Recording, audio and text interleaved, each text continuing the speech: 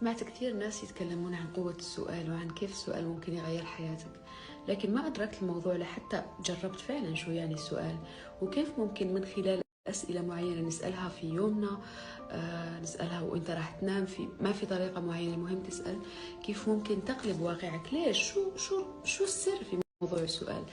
موضوع السؤال هو إنه قاعد وكأنه تقول يا الله، يعني أنقل هذا الشيء من قدرتي إلى قدرتك، أنقل هذا الشيء من شطارتي وذكائي واللي أظن أنه أنا راح أعرف كيف أحل الأمور وأحطه بإيدك. وبعد ما تسأل السؤال راح تسلم الأمر تماما، وكأنه خلص أنا عارف انه هذا الامر عند الله راح ينحل.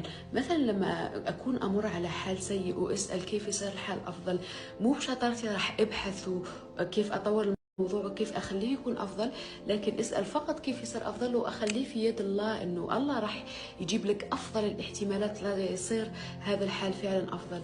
ولما اسال سؤال شو اللي ممكن مثلا أو ما الطاقة التي يمكنني أن أكون عليها لأحصل على كذا أو لأستقبل كذا، كأنه أنت تقول يا الله أنا مش عارف كيف أكون هاي الطاقة، عم أسألك والله أكيد. شوفوا، لما تسأل سؤال وتسلم، الله راح يسخر لك كل جنوده على الأرض، وراح يسخر لك الكون ليخدمك في كيف تكون أنت هاي الطاقة لتستقبل كل شيء.